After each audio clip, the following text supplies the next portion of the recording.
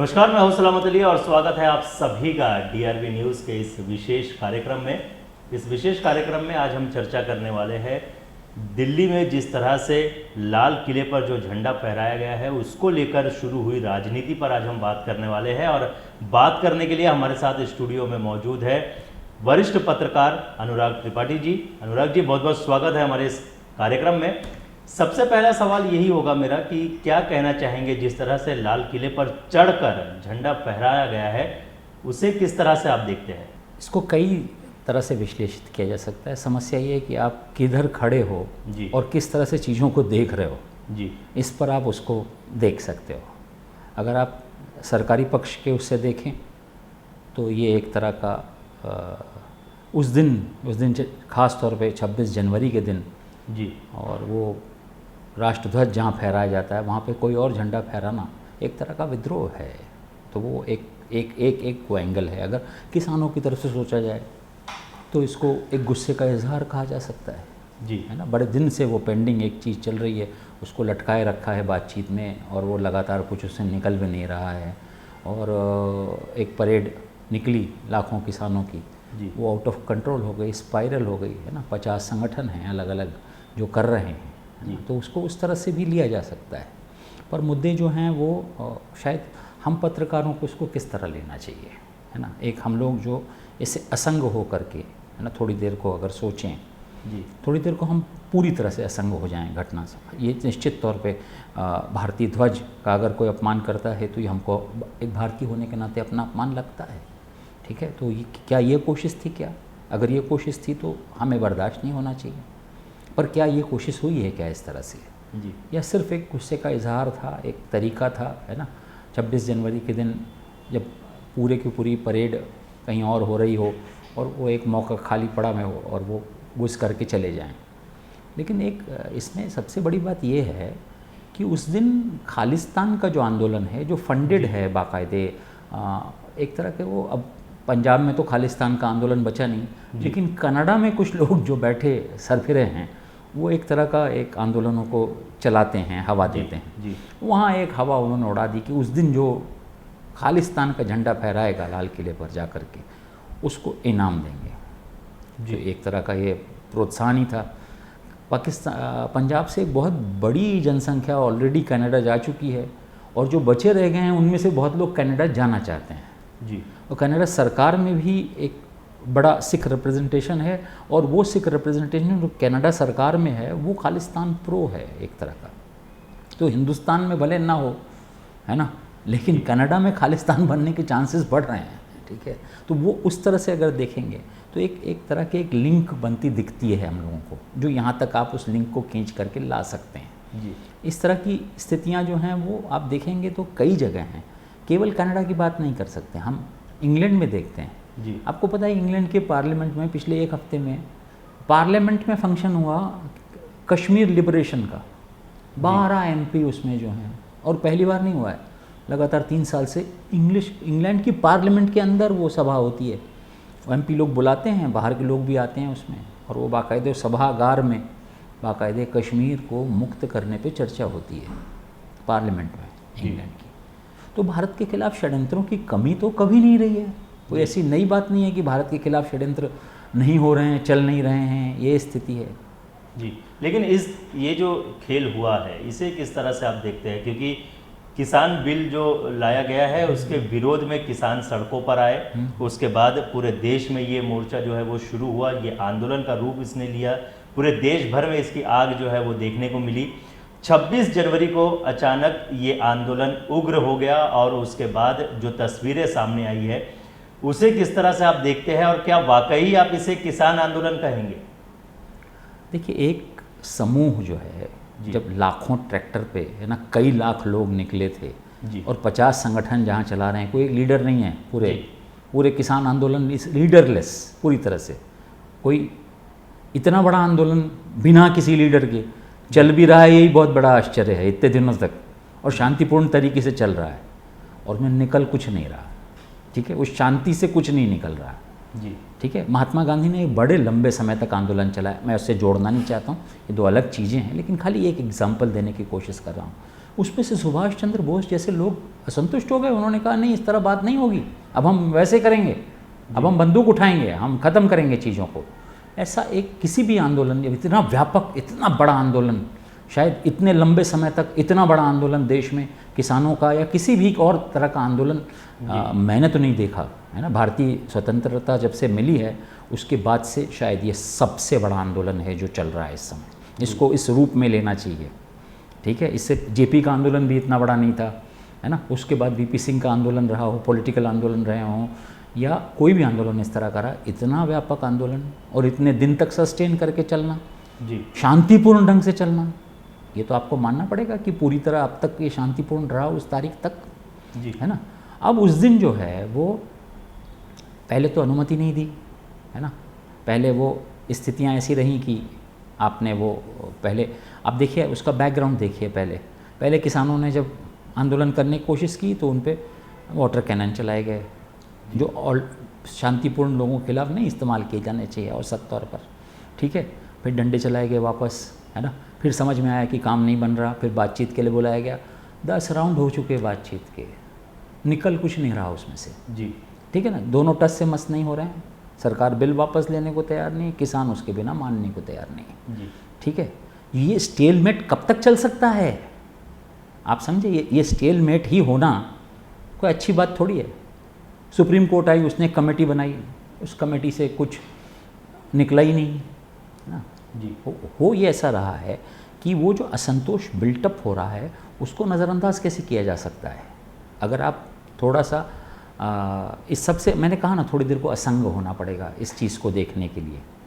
वैसे भी जब कोई धार्मिक मामला राजनीति में आ जाता है जी, तो संकट वहीं से तैयार होना शुरू हो जाता है। अब 26 जनवरी उस दिन एक सरकारी आयोजन था, उसमें धार्मिकता का पुट लाने की कोई ज़रूरत नहीं थी। जिन्होंने किया वो बहुत बड़ी नासमझी और उसको कहा जाएगा, और एक तरह का नासमझी तो बहुत कम बड़ा शब्द है, मुझे शब्द इस समय नहीं सूझ रहे हैं, है ना। एक तरह का वो सिर फिरे लोगों की कार्रवाई थी जो वहाँ चढ़ गए और उन्होंने झंडा फहराने की कोशिश की। उसका कोई मतलब, निशान साहब यानी बड़े पवित्र निशान साहब है, उस झंडे का मामूली मतलब नहीं है जी, इतना बड़ा सिख इतिहास अगर आप पढ़ेंगे तो वो सिख झंडा एक बार फहराया गया है ससम्मान, बाकायदे मुग़लों को हरा करके सिखों ने एक बार वो झंडा फहराया है जी, है ना। देश में ऐसा भी हुआ है इतिहास, तो वो तरीका होता है उसको करने का और चीज़ों को ठीक करने का। कोई झंडा लगाए दूसरा मेरा झंडा गिरा दे, ऐसा अपमान भी निशान साहब का नहीं होना चाहिए था। तो जो भी थे वो बड़े नासमझी की कार्रवाई हो रही थी, जो भी हो रहा था वो कोई समझदारी, उसका कोई समर्थन करे ऐसी स्थिति नहीं बनती, ठीक है ना। पर उसको फिर परिप्रेक्ष्य देना पड़ेगा।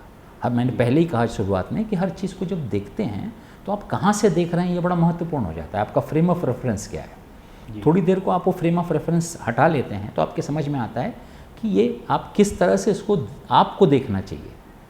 एक भारतीय नागरिक के नाते देखना चाहिए, एक विश्व नागरिक के नाते देखना चाहिए, और बिल्कुल असंग होकर के इंसानियत के तौर पर भी चीज़ों को देखने की कोशिश करनी चाहिए जी।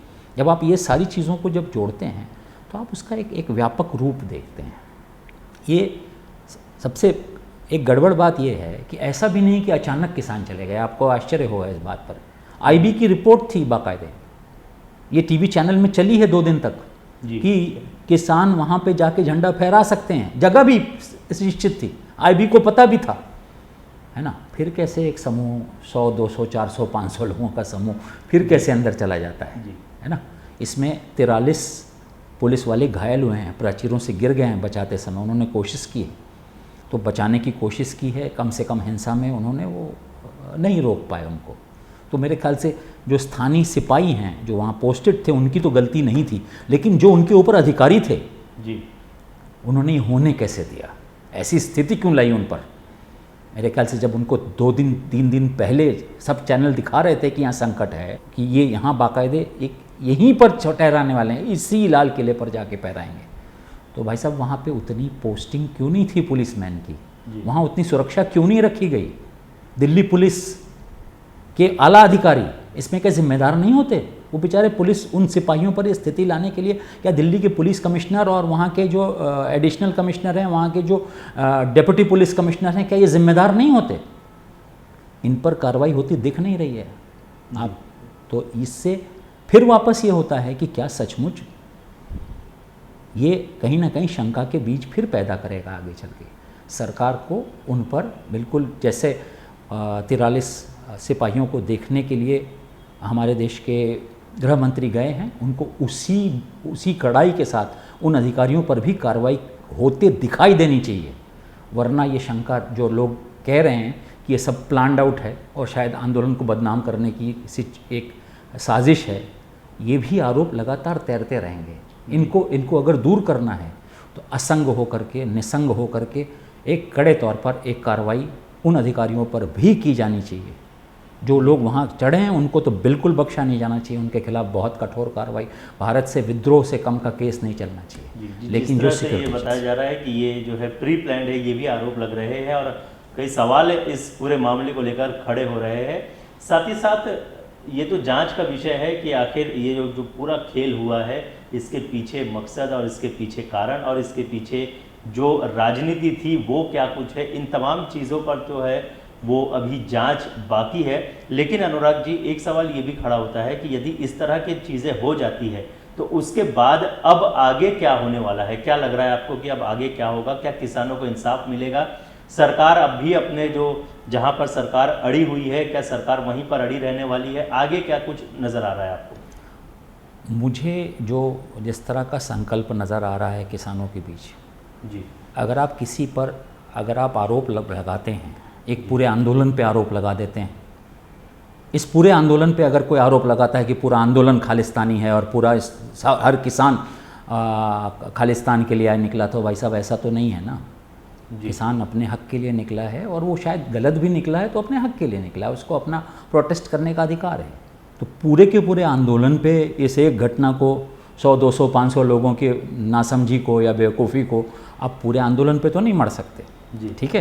तो मढ़ा जा नहीं सकता, और मढ़ा अगर जाने की कोशिश होगी तो उसका रिटेलिएशन भी उतना ही कड़ा होगा, है ना। आपने देखा होगा कि ऐसी कोशिशें हुई, पहले हुई हैं। शाहीन बाग की कोशिश हुई, उस समय कोशिश हुई कि उसको बदनाम कर दिया जाए, और वो बाद में मालूम पड़ा बीजेपी के कार्यकर्ता ही थे जो वहाँ पे जा कर के नारे लगा रहे थे कुछ अनशंट तरह के, है ना, उसको बदनाम करने की कोशिश। उससे वो आंदोलन और मजबूत हो गया। अगर कोरोना ना फैलता तो मेरे ख्याल से शाहीन बाग ही संभालना मुश्किल काम हो गया था, ठीक है। तो गलत आरोप लगाने से, गलत तरीके से करने से उसके फिर रिपरकशंस और ख़राब होते हैं आगे जा कर के। वो आदमी और उसका जो संकल्प है और मजबूत हो जाता है। मुझे आप अब अगर इस वीडियो को देखने के बाद आप मुझे कहें ये राष्ट्र विरोधी है, मुझे कह सकते हैं आप, ठीक है, तो आपको आपकी मर्ज़ी है। उसके बाद मेरा क्या रिएक्शन होगा उस पर, है ना। मुझे जब आप कहेंगे तो मेरा रिएक्शन तो उल्टा होगा ना। तो मेरे ख्याल से गांधी का रास्ता अपनाते हुए, है ना, लोकतांत्रिक तरीका इस्तेमाल करते हुए, पुलिस, कोर्ट, कार्रवाई ये पूरी तरह अलग चलती है। इसका काम है कड़ा होना। वो कठोर निर्णय ले सकते हैं, उनको कठोर निर्णय लेने ही चाहिए हर मामले में। जो यहाँ पे हुआ है उसमें हर मामले में वो आते हैं। लेकिन सरकारें तो लोकतंत्र से चुनी जाती हैं, सरकारें तो लोग चुनते हैं, जनता चुनती है ना। तो सरकारें जो चुनी गई सरकारें हैं उनको फिर उनके पास जाना है जनता के बीच।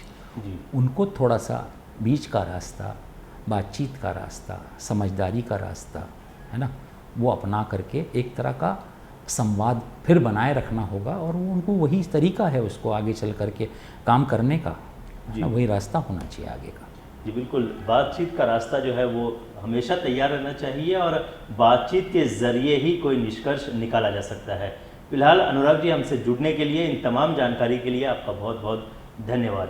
तो हमारे इस खास पेशकश में आज के लिए बस इतना ही। तो मुझे यानी सलामत अली और मेरी पूरी टीम को दीजिए इजाज़त। लेकिन जाते जाते इस वीडियो को लाइक, शेयर और सब्सक्राइब करना ना भूलें।